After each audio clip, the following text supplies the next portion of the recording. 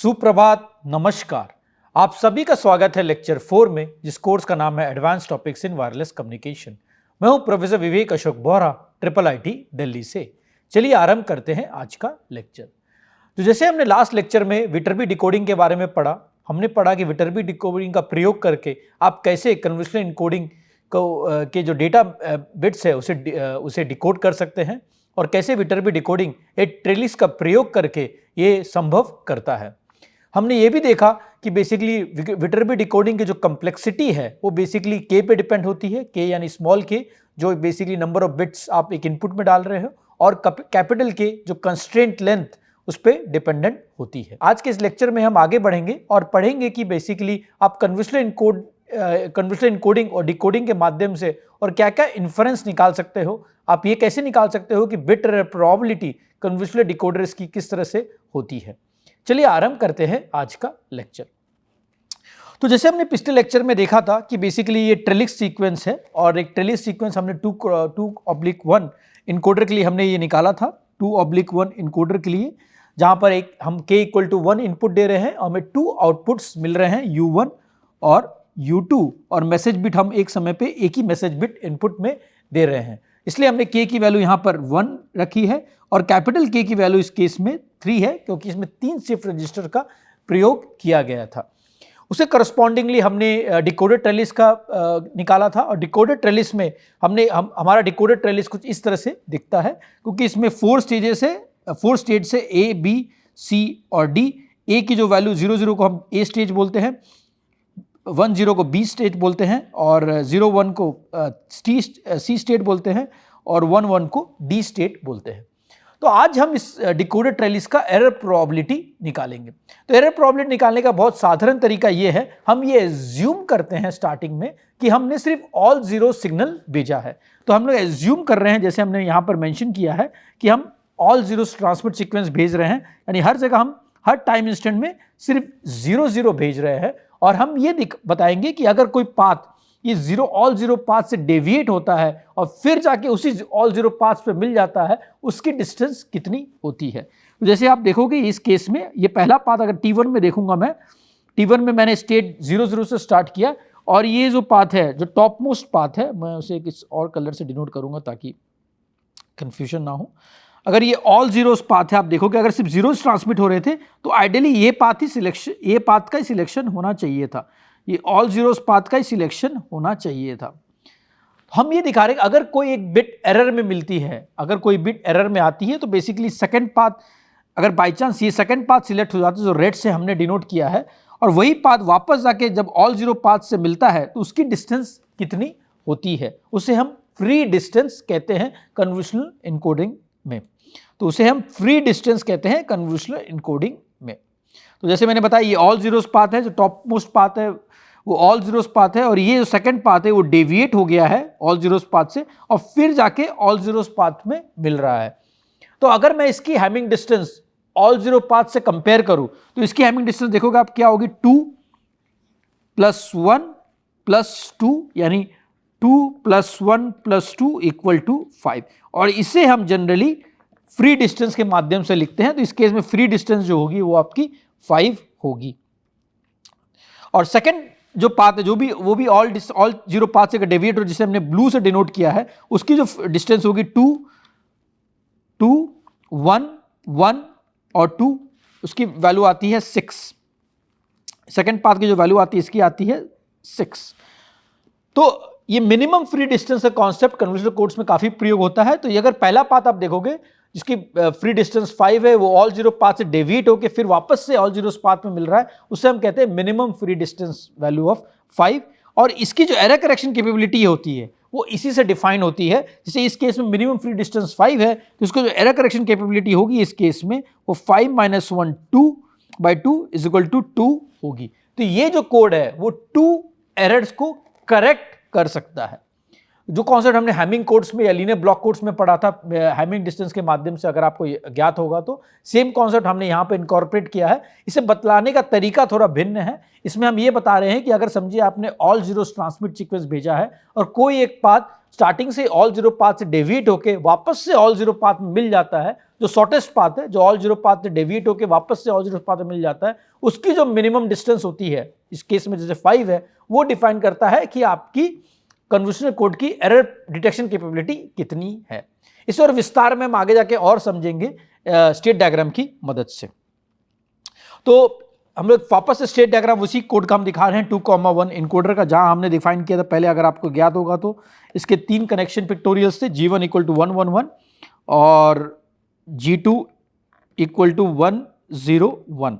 ये हमने पहले भी देखा है और इसमें मैसेज बिट्स इनपुट में आ रहे हैं और K की वैल्यू जो इसमें है वो है 3, यानी 3 शिफ्ट रजिस्टर्स का प्रयोग किया गया है और आउटपुट में U1 और U2, और इसी का स्टेट डायग्राम हमने इस तरह से प्रस्तुत किया था, आपको अगर याद होगा पहले कुछ लेक्चर्स में। तो A = 0,0, जैसे हमने 4 स्टेट्स की बात की पिछली स्लाइड में बात की थी, 4 स्टेट्स है, A = 0,0, B = 10, C = 0,1 और D = 11, और ये ट्रांजिशंस है। अगर डॉटेड होंगे तो वो इनपुट बिट 1 की वजह से है, और अगर सॉलिड लाइन्स है तो वो इनपुट बिट 0 की मदद से है। तो इसके करस्पॉन्डिंगली हम एक ट्रांसफर फंक्शन का डेरिवेशन करेंगे। तो state diagram and transfer function ये काफी महत्वपूर्ण टॉपिक है। हम स्टेट डायग्राम की मदद से एक ट्रांसफर फंक्शन के बारे में समझेंगे। तो इसको समझने के पहले हम कुछ टर्म्स डिफाइन करने का हमें कुछ टर्म्स डिफाइन करने की आवश्यकता है। जैसे हम ये पहले करेंगे कि label all the branches as D0 = 1, D1 और D2। जो एक्सपोनेंट है वो डिफाइन करता है कितनी आपकी हैमिंग डिस्टेंस है from the branch word of that branch to the all zeros branch. हम जैसे आप ज्ञात होगा कि पहला ऑल जीरोस ब्रांच को हमने एज्यूम किया है, और इसमें ये डिफाइन करेंगे कि जो ब्रांच वर्ड है, जो आपको ब्रांच वर्ड मिल रहा है, वो ऑल जीरोस ब्रांच से कितना डिफरेंट है, वो बेसिकली वो डिफाइन करेगा आपकी डी की एक्सपोनेंट क्या होती है। समझिए आपने 0,0 भेजा है और आपको 0,1 उस ब्रांच वर्ड है, तो उसमें हैमिंग डिस्टेंस 1 होगी, तो d की वैल्यू होगी d⁻1। और सिमिलरली अगर आपको ब्रांच वर्ड 1,1 है और ऑल जीरोस पास, तो ऑब्वियस सी बात है 0,0 है, तो इस केस में हैमिंग डिस्टेंस 2 होगा और d की जो एक्सपोनेंट होगी वो 2 होगी, तो बेसिकली d²।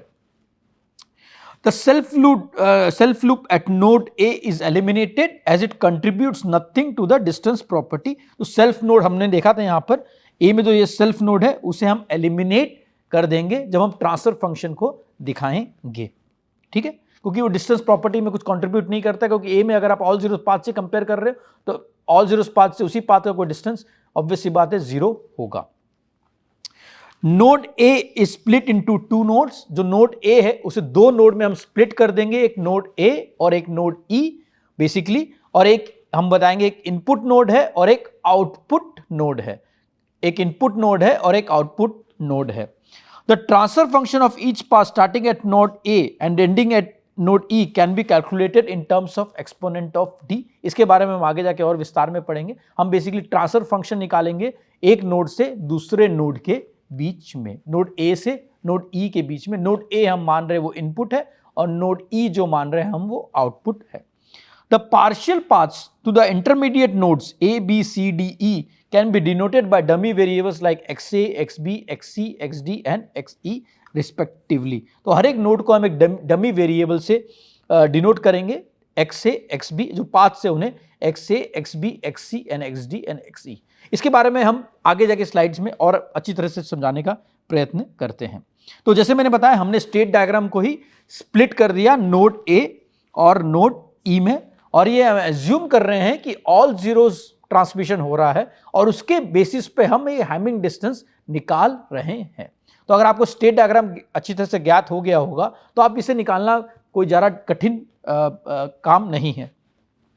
जैसे नोड A और B में जो ट्रांजिशन होता है वो डॉटेड है, यानी इनपुट 1 की वजह से है, और उसकी जो हैमिंग डिस्टेंस है वो 1 है। अगर आप, मैं जस्ट कंपैरिजन के लिए दिखाऊंगा, A से B में ट्रांजिशन हो रहा है, अगर आप याद होगा A से B में इसमें भी ट्रांजिशन हो रहा था, सेम स्टेट डायग्राम है, और उसके बीच में जो आउटपुट मिलता है वो 1 है फॉर इनपुट बिट 1, क्योंकि डॉटेड है। तो सेम चीज मैंने यहां दिखाया है, इसकी आउटपुट हो रही है 1 फॉर इनपुट बिट 1, और अगर मैंने इससे ऑल जीरो पाथ से कंपेयर किया है तो उसकी हैमिंग डिस्टेंस 2 होगी, क्योंकि ऑल जीरोस पाथ में 0 है और इसमें है 1 तो हैमिंग डिस्टेंस 2 है, इसलिए D⁻2 एक्सपोनेंट इसमें आ गया है। यानी ए से और बी के बीच में जब ट्रांजिशन हुआ है तो बेसिकली 1 1 आउटपुट मिला था, और अगर मैं इसे 0 0 पाथ से कंपेयर करूंगा तो बेसिकली इसमें हैमिंग डिस्टेंस 2 है, तो d टू द पावर 2 है। सिमिलरली अगर मैं 0 0 देखूंगा यहां पर, और अगर मैं ऑल जीरोस पाथ से कंपेयर करूंगा तो दोनों में कोई डिफरेंस नहीं है, इसलिए d टू द पावर 0 आ गया यहां पर, इसकी वैल्यू 1 है, d to the power 0 equal to 1। Similarly मैं बाद बाकी हैमिंग डिस्टेंस भी निकाल लूंगा। फॉर एग्जांपल अगर b से c के बीच में ट्रांजिशन हुआ है उसकी वैल्यू है 1 0, और अगर मैं ऑल जीरोस पाथ से कंपेयर करूंगा, 0 0 से कंपेयर करूंगा तो इसकी पावर, इसके हैमिंग डिस्टेंस होगी 1, यानी d टू द पावर 1, यानी इसकी वैल्यू सिर्फ d टू द पावर 1 यानी d। सिमिलरली 1 1 से फिर से कंपेयर करूंगा, अगर c से e के बीच में ट्रांजिशन हुआ है तो इसकी वैल्यू आ जाएगी d स्क्वायर। तो जो भी पाथ से हम उसे कंपेयर कर रहे हैं ऑल जीरोस पाथ से, जो भी ट्रांजिशन हो रहे हैं हम उसे कंपेयर कर रहे हैं ऑल जीरोस पाथ से, और उसके करस्पॉन्डिंगली जो हैमिंग डिस्टेंस मिल रही है वो d की एक्सपोनेंट डिफाइन कर रही है।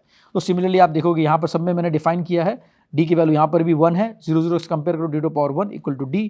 सिमिलरली d यहाँ पर भी 1 0 है तो d है। तो इस तरह से हमने जो भी ट्रांजिशंस हुए हैं एक स्टेट से दूसरे स्टेट के बीच में बिकॉज ऑफ सम इनपुट 1 और 0, उससे जो वैल्यू मिल रही है हमें आउटपुट में उसे हम ऑल जीरो पाथ से कंपेयर कर रहे हैं, और उसके बेसिस पे जो हैमिंग डिस्टेंस मिल रहा है उसे हम d टू द पावर के एक्सपोनेंट के माध्यम से लिख रहे हैं।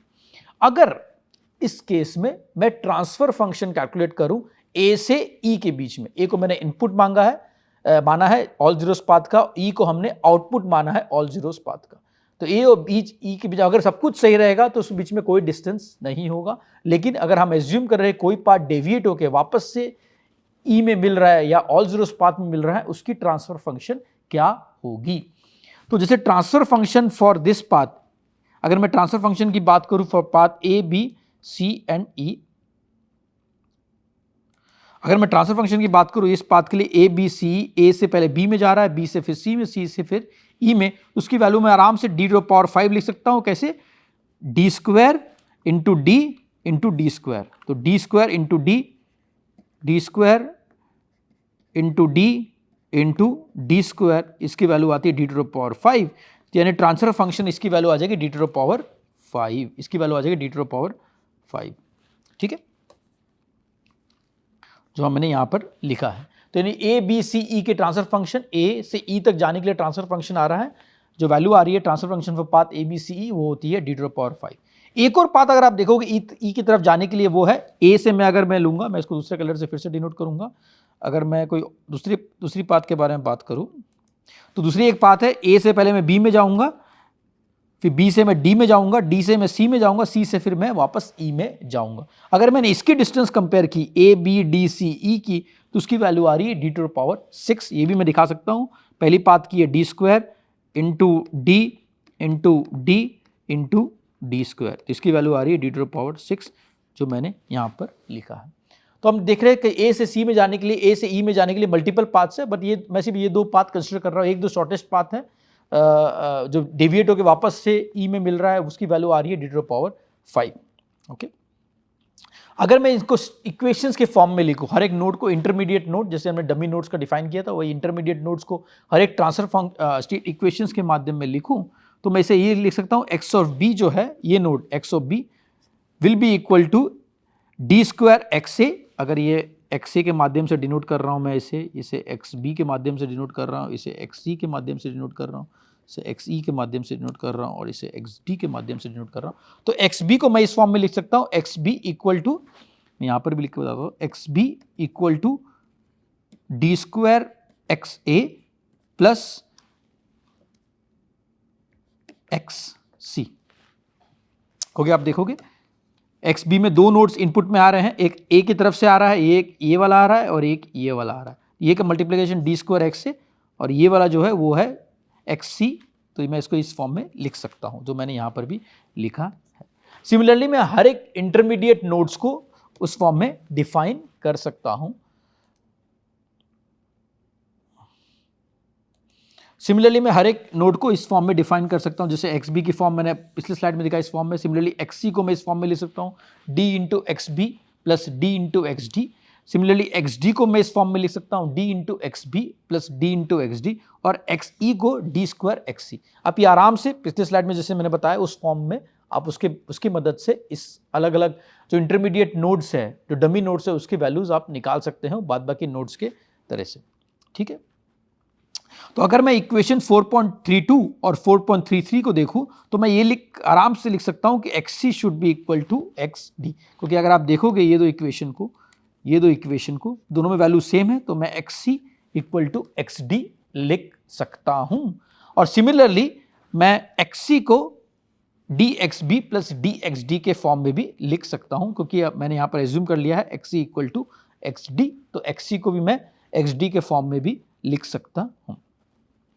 तो अगर मैंने ये दोनों इक्वेशन का प्रयोग किया तो मैंने xb को xc के माध्यम से इस फॉर्म में लिख लेता हूं 1 minus D by D into xc। ये काफ़ी सिंपल है, बस ये इक्वेशन का प्रयोग करके और जो मैंने 4.32 में लिखा है उसका प्रयोग करके मैं xb को xc के फॉर्म में लिख सकता हूं, और उसके बाद कुछ और सब्स्टिट्यूशन करके, जैसे इक्वेशन 4.31 को 4.35 में अगर मैंने सब्स्टिट्यूट किया तो मैं इसको इस फॉर्म में लिख सकता हूं।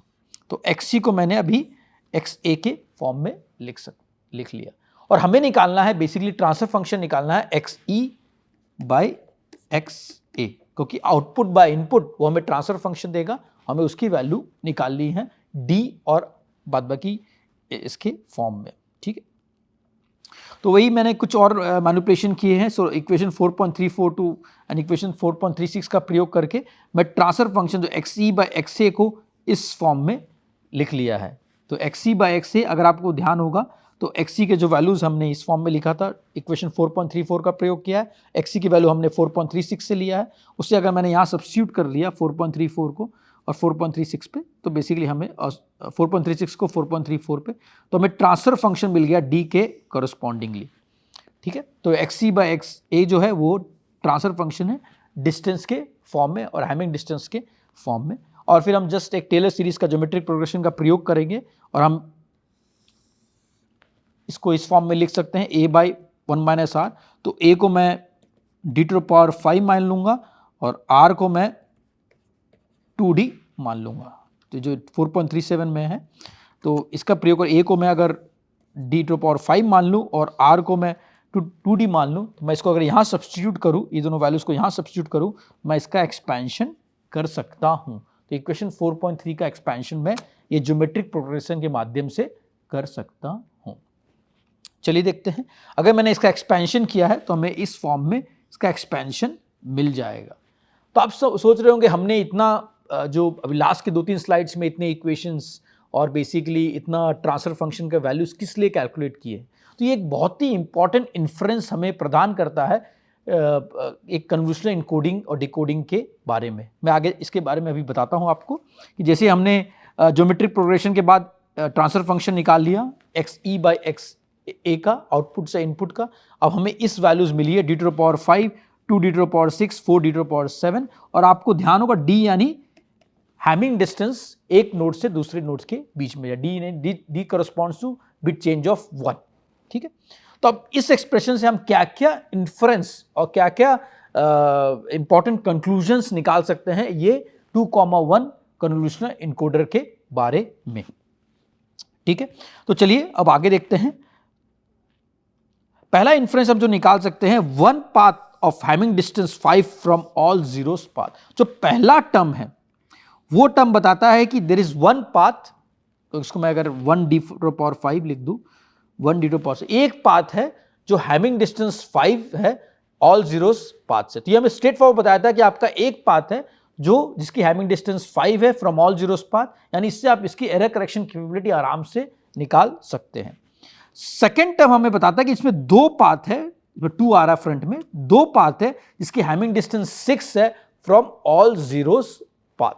सब काफी इंफ्रेंस निकाल सकते। पहला आपका पहला इंफ्रेंस निकला है कि एक पाथ ये है जिसकी हैमिंग डिस्टेंस 5 है ऑल जीरोस पाथ से, और उसके अलावा हमने ये भी इंफ्रेंस निकाल सकते हैं कि there are 2 paths from all zeros path with a Hamming distance of 6। इस तरह से बाद बाकी जो 4 पाथ हैं जिसके हैमिंग डिस्टेंस 7 है from all zeros path. Similarly there are 2 to the power l paths with Hamming distance l plus 5 from all zeros path. तो इससे हम काफी इंफ्रेंस निकाल सकते हैं। इन जनरल जैसे मैंने बताया, there are 2 to the power l paths of distance l plus 5 from all zeros path where l equal to 0, 1, 2। तो इससे हमें ये पता चलता है, बेसिकली हमने पहला ये निकाल दिया कितने पाथ से डेविएशन हुए हैं ऑल जीरोस पाथ से, और पहला पाथ हमें ये बता देगा कि आपकी एरर करेक्शन कैपेबिलिटी कितनी है और कितने टाइप के पाथ है उस तरह के। सेकेंड टर्म्स के ऑनवर्ड्स हमें ये भी पता सकता है कितने और पाथ से जो ज़्यादा हैमिंग डिस्टेंस है as compare to the first path, और कितने नंबर ऑफ पाथ्स इस तरह के हैं। इससे काफ़ी हम इन्फ्रेंस आगे जाके और भी निकाल सकते हैं। अगर हमें और डिटेल इंफॉर्मेशन चाहिए, इसी स्टेट डायग्राम की मदद से हम और डिटेल इंफॉर्मेशन निकाल सकते हैं। हम पहला 2 और टर्म्स डी के अलावा यूज करेंगे, एक होगा एल और दूसरा होगा एन। तो डी जो है हमने देखा वो हैमिंग डिस्टेंस बताता है, और एल जो बताता है the exponent of L indicates number of branches in any given paths from A equal to E state A to E. तो एल जो है कितने ब्रांचेस है ए से ई के बीच में वो बताता है। फॉर एग्जाम्पल जो ए बी सी पाथ हमने देखा था, ए से बी में जा रहा है, बी से सी में जा रहा है, ए से बी के नोड में जा रहा है, बी से सी के नोड में जा रहा है, सी से ई के नोड में जा रहा है, उसमें टोटल 3 ब्रांचेस हैं। तो एल की एक्सपोनेंट उस केस में 3 आ जाएगी। हम बताएंगे इसको आगे जाके। और जैसे ए से बी में जा रहा है, बी से सी में जा रहा है और सी से ई में जा रहा है, तो 3 है एल एल एल, तो ये 3 हो गया, एल टू द पावर 3 हो जाएगा। यानी ये जो ए से ई के बीच में जो पाथ है, जो एक हैमिंग डिस्टेंस 5 वाली पाथ है, उसमें 3 ब्रांचेस है। Similarly exponent of n, the factor of n indicates that a branch transition is due to input 1। तो एन की जो फैक्टर है वो बताता है कि जो ब्रांच ट्रांजिशन हुआ है वो इनपुट 1 की वजह से हुआ है। तो जहां भी हमें डॉटेड लाइन दिख रही है, हमने पहले ही बताया कि dotted line corresponds to input 1, तो जहां भी हमें डॉटेड लाइन दिख रही है वहां हम एक n की वैल्यू डाल देंगे। Hence the exponent of n indicates how many input bits this path differs from the all zeros path. तो exponent of n हमें ये बताता है कि all zeros path से जो ये पाथ जो डेविएट होकर वापस all zeros paths में मिल रहा है वो कितने इनपुट बिट में डिफर करता है, ये हमें ये बताता है। तो अब मॉडिफाइड स्टेट डायग्राम इस तरह का दिखेगा जैसे हमने पहले देखा है। तो पहले हमने सिर्फ डी का प्रयोग किया था, अब हम एल और एन दोनों का प्रयोग कर रहे हैं। तो एल देखोगे आप क्योंकि एक ब्रांच एल, और एन क्योंकि यहाँ डॉटेड है इसलिए एन भी आ गया है। यहाँ सिर्फ एल होगा क्योंकि ये सॉलिड लाइन है, ये बात में आप देखोगे सॉलिड लाइन है, इसमें एन का प्रयोग नहीं होगा। सिमिलरली ये सॉलिड लाइन है तो एल होगा, यहाँ डॉटेड लाइन है तो एन है, यहाँ फिर से डॉटेड लाइन है तो आपको एन दिख रहा है, यहाँ सॉलिड लाइन है तो एन नहीं है, यहाँ डॉटेड लाइन है तो आपका एन है। तो एन बेसिकली बताता है ये ट्रांजिशन इसलिए हो रहा है क्योंकि इनपुट पे आपके 1 आया है।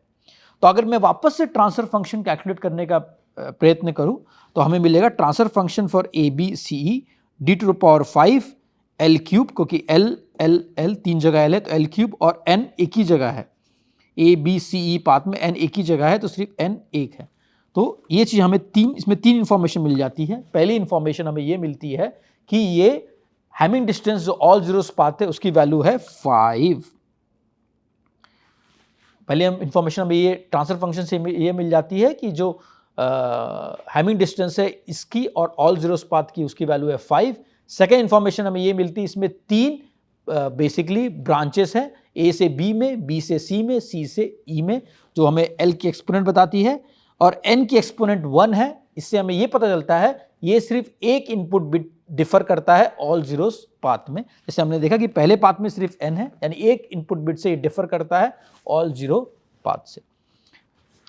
सिमिलरली अगर मैं दूसरा पाथ देखूं ए बी डी सी ई, इसमें आप देखोगे d की वैल्यू 6 है, यानी ये हैमिंग डिस्टेंस 6 डिफर करता है ऑल जीरोस पाथ से, और l का एक्सपोनेंट 4 है, दैट मीन्स इसमें 4 ब्रांचेस है, a से b में b तक जाता है, b से d तक जाता है, d से c में जाता है, c से वापस e में जाता है, यानी 4 ब्रांचेस है, और n का एक्सपोनेंट 2 है, यानी ये 2 बिट से डिफर करता है ऑल जीरोस पाथ से। तो हमें और रिफाइन इंफॉर्मेशन मिल रही है ये l और n का प्रयोग करने की वजह से।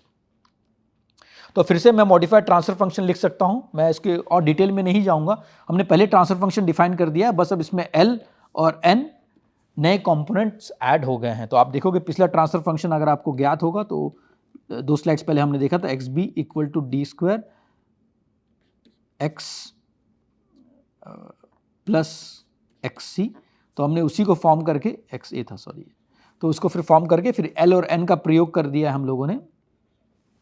तो सिमिलरली हमने एक्स बी एक्स सी एक्स डी एक्स सी डिफाइन कर दिया, उसके अकॉर्डिंगली अब ट्रांसफर फंक्शन हम इस फॉर्म में लिख सकते हैं। वापस से हमने ज्योमेट्रिक प्रोग्रेशन का प्रयोग किया है और इक्वेशन 4.39 को इस फॉर्म में हमने डिफाइन कर दिया है। तो अगर आप देखोगे पिछली बार सिर्फ d टू द पावर 5 की वैल्यू थी, अब दो कंपोनेंट और ऐड हो गए हैं जो हमने पहले भी देखा है। d टू द पावर 5 ये बताता है कि एक हैमिंग डिस्टेंस 5 है फ्रॉम ऑल जीरोस पाथ, और L का एक्सपोनेंट 3 ये बताता है कि ये 3 ब्रांचेस की पाथ है, A B C E, A से B से B तक, B से C तक, C से E तक, और इसमें n की वैल्यू 1 है, यानी हमें ये बताता है कि ये एक 1 बिट से डिफर करता है ऑल जीरोस पाथ से। तो ये मैंने यहाँ पर ही मेंशन किया, 1 path of distance 5, hamming distance 5, length 3 branches है, which differs in 1 bit from all zeros path. इस तरह से हम ये ट्रांसफर फंक्शन की मदद से और इंफॉर्मेशन ज्ञात कर सकते हैं कन्वोल्यूशन डिकोडर के बारे में। सिमिलरली सेकंड में होगा कि देयर आर 2 पाथ्स, 2 पाथ्स हैं, ऐसे एक पाथ की लेंथ है 5, एक पाथ की लेंथ है 4, और वो हैमिंग डिस्टेंस उन दोनों के पाथ की 6 है फ्रॉम ऑल जीरोस पाथ, और वो 2 बिट से डिफर करते हैं all zeros path second. Similarly हम बाद बाकी इसके लिए भी डिफाइन कर सकते हैं। तो इसकी मदद से हम बेसिकली और इन्फ्रेंस, जैसे मैंने पहले बताया, और इन्फ्रेंस निकाल सकते हैं कन्वोल्यूशन इनकोडर और डिकोडर के बारे में जो हमने कोड का प्रयोग किया है। ठीक है, अब आते हैं हम बिट एरर प्रोबेबिलिटी निकालने के लिए। तो बिट एरर प्रोबेबिलिटी किस तरह से निकालेंगे, एक स्ट्रेट फॉरवर्ड है, ये बहुत सारे बुक्स में भी डिफाइन किया गया है। अगर आप कोई जैसे बर्नार्ड क्लार्क की बुक पढ़ेंगे या डिजिटल कम्युनिकेशन सिस्टम्स की, या तो कोई और बुक्स जो कन्वोल्यूशन इनकोडर डिकोडर के बारे में विस्तार से समझाते हैं, उनमें भी इस चीज़ का प्रयोग किया गया है। तो मैं संक्षेप में बिट एरर प्रोबेबिलिटी डिफाइन करूंगा कन्वोल्यूशन इनकोडर की। तो अपर बाउंड जो मैक्सिमम कन्वोल्यूशन इनकोडर की प्रोबेबिलिटी हो सकती है वो ये हो सकती है, वो derivative of transfer function of d, n by dn। तो हमने देखा ट्रांसफर फंक्शन, हमने लास्ट कुछ स्लाइड्स में देखा कि हमने ट्रांसफर फंक्शन किस तरह से हम निकाल सकते हैं एक 2,1 इनकोडर का। सेम ट्रांसफर फंक्शन का प्रयोग करके, उसका डेरिवेटिव का प्रयोग करके हम बिट एरर प्रोबेबिलिटी भी निकाल सकते हैं कन्वोल्यूशन इनकोडर का। तो n की वैल्यू हम अगर शॉर्टेस्ट पाथ जो हमने देखा लास्ट स्लाइड में, वो n की वैल्यू 1 लिया है हमने, और d की वैल्यू जो लिया है square root of 4p, p1 minus p, और p जो है वो चैनल सिंबल एरर प्रोबेबिलिटी है। चैनल सिंबल एरर प्रोबेबिलिटी अगर आपको ज्ञात होगा, हमने हैमिंग कोड जब हम पढ़ रहे थे और जब हमने लीनियर ब्लॉक कोड्स पढ़ा था, उसमें भी हमने डिफाइन किया था, ये बिट एरर है विदाउट कोडिंग, जो आपको एरर प्रोबेबिलिटी मिलती है विदाउट कोडिंग, वो उसकी वैल्यू है p। ठीक है, the probability of channel symbol error.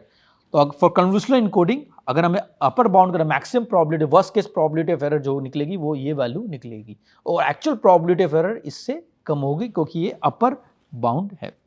तो TDLN का प्रयोग हमने ऑलरेडी देख चुके हैं इक्वेशन 4.9 में। अगर मैंने उसका यहाँ प्रयोग किया, ट्रांसफर फंक्शन की वैल्यू हमने ऑलरेडी निकाल चुके हैं पिछले स्लाइड में, अगर आपको ध्यान होगा, जैसे ये वाला वैल्यूज है d to the power 5 L3n, तो हमने यहाँ पर सिंपली इसको सब्स्टिट्यूट कर दिया है d to the power 5 Ln, और उसको L को हम इग्नोर कर रहे हैं क्योंकि L सिर्फ ब्रांचेस बताता है, तो d to the power 5 n upon 2dn, और उसको मैंने अगर डेरिवेटिव लिया for specific value of L equal to 1, तो हम उसको इस फॉर्म में लिख सकते हैं d to the power 5 n upon 1 minus 2dn। और इसको हमने अगर फर्दर डिफाइन किया तो हम इसको प्रोबेबिलिटी ऑफ एरर को इस फॉर्म में लिख सकते हैं, जहाँ हमने जैसे n की वैल्यू 1 ली है और d की वैल्यू हमने जैसे हमने पहले डिफाइन किया d equal to square root of 4p 1 minus p।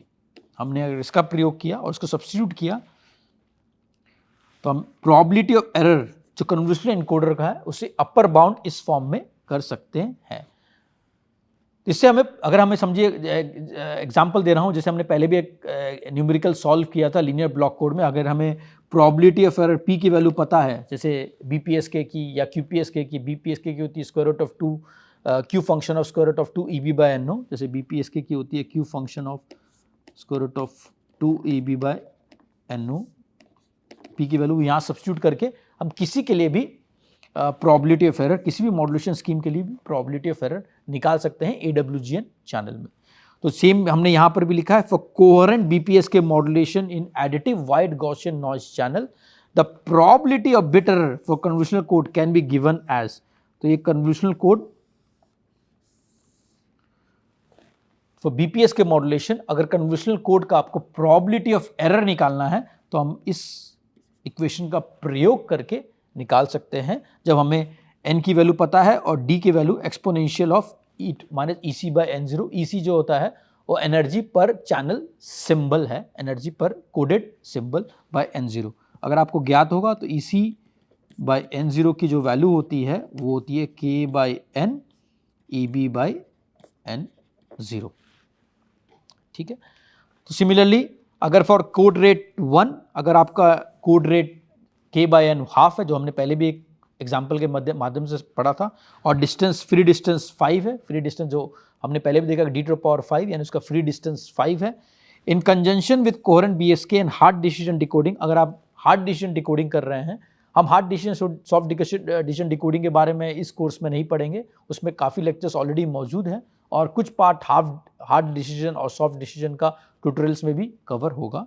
तो हम उसके अगर एज्यूम कर रहे हैं कि हार्ड डिसीजन डिकोडिंग है तो इसको हम सिंप्लीफाइड फॉर्म में इस फॉर्म में लिख सकते हैं। Probability of error for a BPSK modulation in AWGN channel assuming a code rate of half and assuming a free distance of 5 can be given in this form. हम उसको इस form में लिख सकते हैं और ये सेम एजम्पशन हमने एज्यूम किया कि EC by N0 equal to K by N into EB by N0।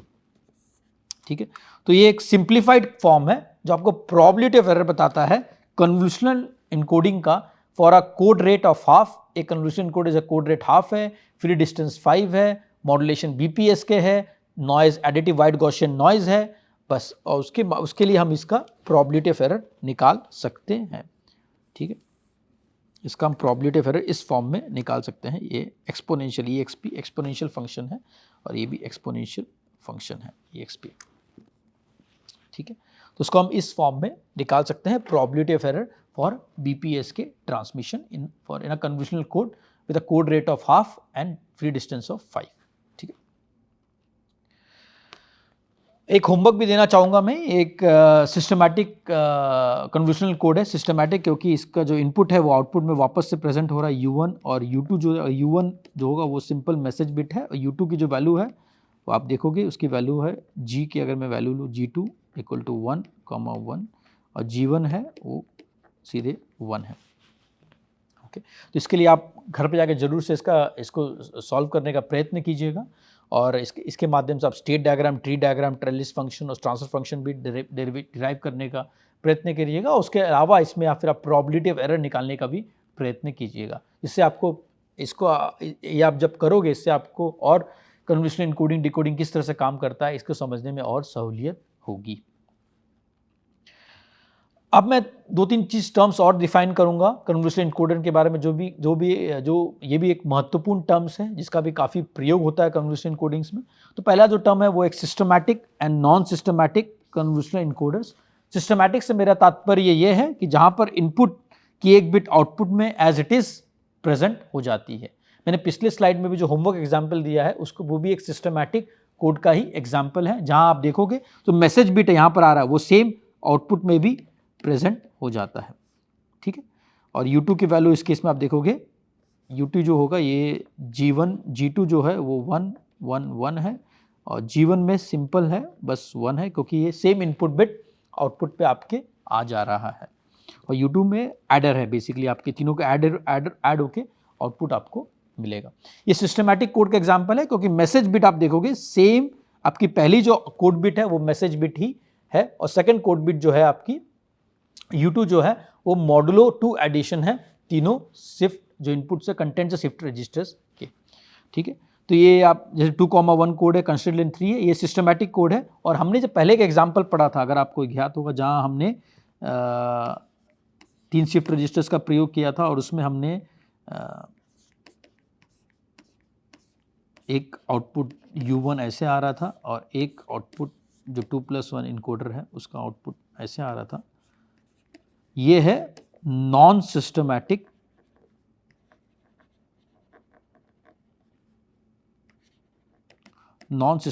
Convolutional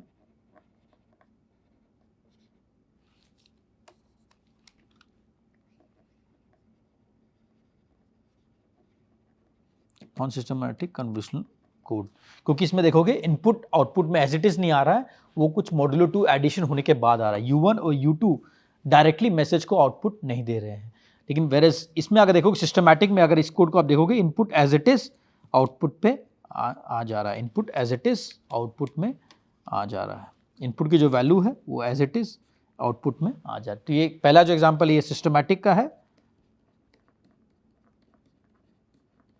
और पहले हमने भी और एग्जांपल देखा था वो नॉन सिस्टमैटिक कन्वोल्यूशनल कोड का है।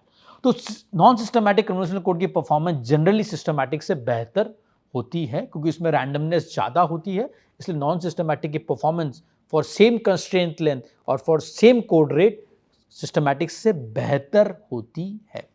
ठीक है, तो ये चीज़ मैंने यहाँ पर भी मेंशन किया है कि नॉन सिस्टमैटिक की परफॉर्मेंस सिस्टमैटिक से बेहतर होती है फॉर सेम कोड रेट और फॉर सेम कंस्ट्रेंट लेंथ। ठीक है, तो ये मैं दिखा रहा हूँ यहाँ पर कंस्ट्रेंट लेंथ अगर 2 है, अगर फ्री डिस्टेंस आपके देखोगे 3 है दोनों केस में, लेकिन जैसे आप कंस्ट्रेंट लेंथ बढ़ा रहे हो, 3 कर रहे हो, तो फ्री डिस्टेंस 4 हो गई, इसमें 5 होगी। और ज़्यादा फ्री डिस्टेंस से हमने पहले भी देखा, ज़्यादा अगर फ्री डिस्टेंस होगा आपकी एरर करेक्शन कैपेबिलिटी ज़्यादा होती है। एरर करेक्शन कैपेबिलिटी जो हमने देखा था DF फ्री डिस्टेंस -1/2। ठीक है, तो अगर जितनी ज़्यादा आपकी फ्री डिस्टेंस होगी उतनी ज़्यादा एरर करेक्शन कैपेबिलिटी आपकी होगी। तो इससे आप देख सकते हैं कि नॉन सिस्टमैटिक की फ्री डिस्टेंस ज़्यादा है, तो इसकी error correction capability non systematic की सिस्टमैटिक के मुकाबले ज़्यादा होगी। सिमिलरली हम कुछ कोड रेट्स के बारे में कंपैरिजन भी कर सकते हैं। अगर रेट हाफ कोड है, रेट 1/3 कोड है, तो इसमें हम अगर फ्री डिस्टेंस देखोगे, अगर आप कंपेयर करोगे 1/3 की कोड की फ्री डिस्टेंस ज़्यादा हो रही है as compare to rate half code में, क्योंकि आप रेट 1/3 कोड में एक मैसेज बिट के में आप 3 आउटपुट्स भेज रहे हो, और रेट हाफ में एक मैसेज बिट के लिए आप 2 आउटपुट भेज रहे हो। तो कोड रेट ऑब्वियस सी बात है, इसकी परफॉर्मेंस कोड रेट हाफ से बेहतर है। देखो कि इसकी फ्री डिस्टेंस आप देखोगे उसमें ज़्यादा है। और सिमिलरली हम कोडिंग गेन डिफाइन कर सकते हैं। कोडिंग गेन डिफाइन कर सकते हैं कि सेम प्रोबेबिलिटी ऑफ एरर में आपकी कितनी रिडक्शन हो रही है EB/NO में, तो उसे हम जनरली कोडिंग गेन के माध्यम से डिफाइन करते हैं। तो जस्ट एग्जांपल देने से मेरा तात्पर्य ये है, समझिए आपको प्रोबेबिलिटी ऑफ एरर 10⁻³ चाहिए, और विदाउट कोडिंग आपको EB/NO 10 मिल रहा है, और विथ कोडिंग आपको EB/NO 5 मिल रहा है, यानी आपको 5 कोडिंग गेन मिला है इस केस में, क्योंकि सेम प्रोबेबिलिटी ऑफ एरर के लिए आपको EB/NO प्रीवियस केस में विदाउट कोडिंग में 10 मिल रहा था, विद कोडिंग में 5 मिल रहा है, यानी आपको गेन जो मिला है वो 5 का मिला है with the help of coding. इसे हम जनरली कोडिंग गेन के माध्यम से समझते हैं। इसे हम DB में कन्वर्ट करके, ये वैल्यूज मैंने यहाँ पर भी मेंशन किया है for same for both the codes, rate half और रेट 1/3 के लिए। तो हम 2 इन्फ्रेंस निकाल सकते हैं कि आपकी कोडिंग गेन, जैसे आपकी कंस्ट्रेंट लेंथ बढ़ रही है, आपकी कोडिंग गेन भी बढ़ रही है, आपकी कोड बहुत और ज़्यादा पावरफुल बन रही है। एक क्वाइट ऑब्वियस भी है, जैसे आपकी कंस्ट्रेंट लेंथ बढ़ेगी आपकी कोड में और रैंडमनेस आएगी, और ज़्यादा रैंडमनेस आने की वजह से आपकी बेसिकली कोड और पावरफुल बनेगी। ऑब्वियस सी बात है, कोडिंग गेन में और वृद्धि आएगी। ये हम इस दोनों एग्जाम्पल में देख सकते हैं, रेट हाफ कोड में भी और रेट 1/3 कोड में भी। अनदर इन्फ्रेंस हम निकाल सकते हैं कि rate 1/3 code is more powerful as compare to rate half code, at least in terms of free distance. अगर फ्री डिस्टेंस को मैं सिर्फ कंपेयर करूँ रेट हाफ और रेट 1/3 में, तो ऑब्वियस सी बात है रेट 1/3 की फ्री डिस्टेंस ज़्यादा है, तो बेसिकली उसमें प्रोबेबिलिटी ऑफ एरर कम होगी as compare to rate half code में, क्योंकि उसमें हम एक मैसेज के लिए 3 आउटपुट्स भेज रहे हैं, पर एज रेट हाफ में एक मैसेज के लिए हम 2 आउटपुट्स ही भेज रहे हैं। तो ये 2 इन्फ्रेंस हम इसमें निकाल सकते हैं। ठीक,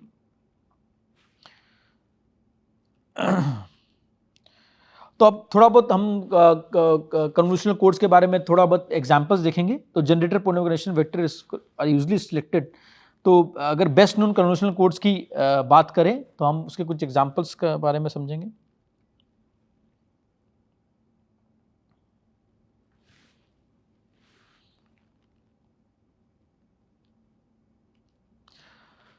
तो optimum short length convolutional codes के बारे में देखते हैं हम। तो जैसे रेट हाफ में आपका कंस्ट्रेंट लेंथ 3 है और फ्री डिस्टेंस 5 है, तो आपके कनेक्शन वेक्टर्स इस तरह के दिखेंगे। तो ये कुछ एग्जांपल्स है basically short length convolutional codes के। तो अगर रेट हाफ है, कंस्ट्रेंट लेंथ 4 है, फ्री डिस्टेंस 6 है, तो आप इसको इस फॉर्म में लिख सकते हैं। आप देखोगे इसमें बेसिकली आपके एक इनपुट के लिए 4 आउटपुट्स हैं बेसिकली, सॉरी एक इनपुट के लिए 2 आउटपुट्स है इसमें, लेकिन आपके कनेक्शन कोड वेक्टर जो है वो 4 है। बेसिकली आपके 4 कनेक्शंस है इस केस में। इस पहले केस में 3 कनेक्शन है, इसमें 4 कनेक्शन है, कोई कंस्ट्रेंट लेंथ आपकी 4 है। सिमिलरली आपकी कंस्ट्रेंट लेंथ 5 है, तो इसमें 5 कनेक्शंस आपको दिख रहे हैं। तो सिमिलरली जैसे आप रेट सेम रेट के लिए या डिफरेंट रेट के लिए भी, यहाँ तक सेम रेट है 1/2, यहाँ से रेट आपकी 1/3 है, यहाँ तक आपकी रेट, ये रेट 1/2 है। फॉर सेम रेट पहले केस में अगर आप कंस्ट्रेंट लेंथ बढ़ा रहे हो तो आपकी फ्री डिस्टेंस ऑब्वियसली बात है बढ़ रही है, और आपकी कोड वेक्टर्स भी बढ़े हैं। Code vectors directly proportional to constraint length. जैसे आपकी कंस्ट्रेंट लेंथ बढ़ रही है तो ऑब्वियसली बात आपकी फ्री डिस्टेंस बढ़ रही है, आपके कोड और पावरफुल बन रहे हैं। सिमिलरली हाफ 1/3 में भी देखोगे आपकी जैसे कंस्ट्रेंट लेंथ बढ़ रही है, आपकी फ्री डिस्टेंस बढ़ रही है, और कोड्स और पावरफुल बन रहे हैं। ये optimum short length convolutional codes हैं, जो हम मैक्सिमम कंस्ट्रेंट लेंथ 8 तक फॉर 1/3 कोड और मैक्सिमम कंस्ट्रेंट लेंथ 9 तक फॉर हाफ कोड के बारे में दिखाया है हमने। ये बेसिकली इसका विस्तार में अगर आप देखना चाहोगे तो बहुत सारी बुक्स अवेलेबल है, जहाँ बहुत सारे ऑथर्स ने डिटेल्स में डिफरेंट कन्वोल्यूशनल कोड्स को स्टडी किया है for different constraint length, for different free distances, for different connection vectors, for different code rate, और काफ़ी नए नए इन्फ्रेंस निकाले हैं।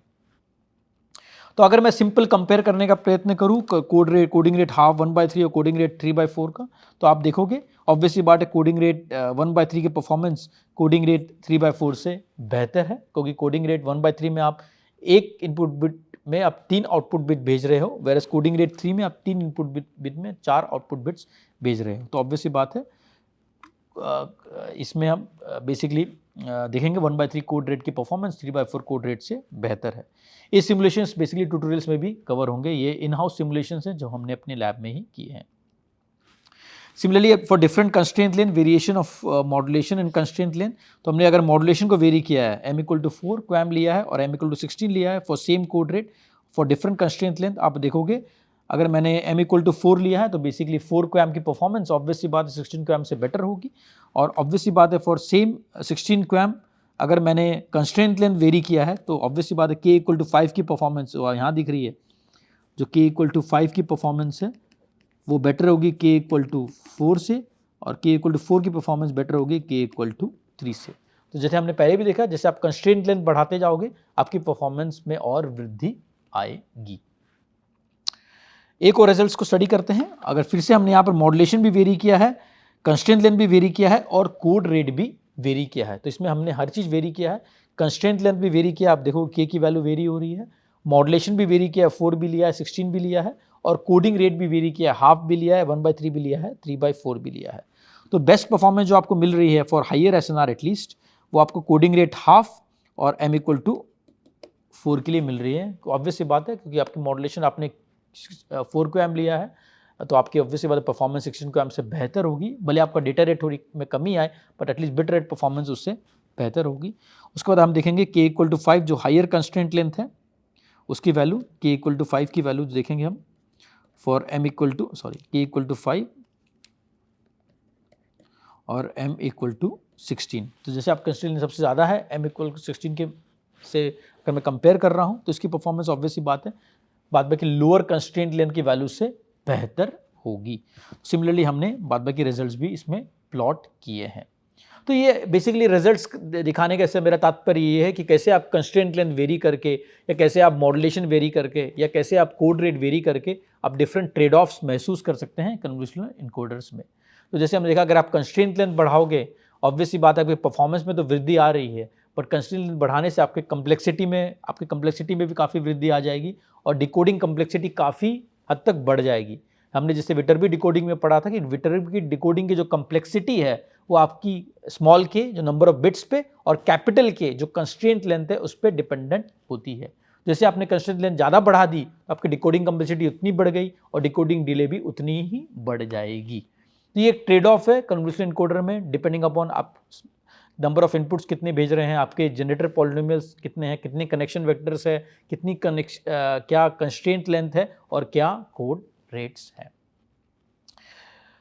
तो इसी के साथ बेसिकली आज का लेक्चर समाप्त होता है। हमने बेसिकली इस लेक्चर में कन्वोल्यूशनल कोड्स के बारे में विस्तार में पढ़ा, हमने ये देखा कि आप स्टेट डायग्राम की मदद से और ट्रांसफर फंक्शन की मदद से क्या क्या आप इन्फ्रेंस निकाल सकते हैं कन्वोल्यूशनल इनकोडर और डिकोडर के बारे में।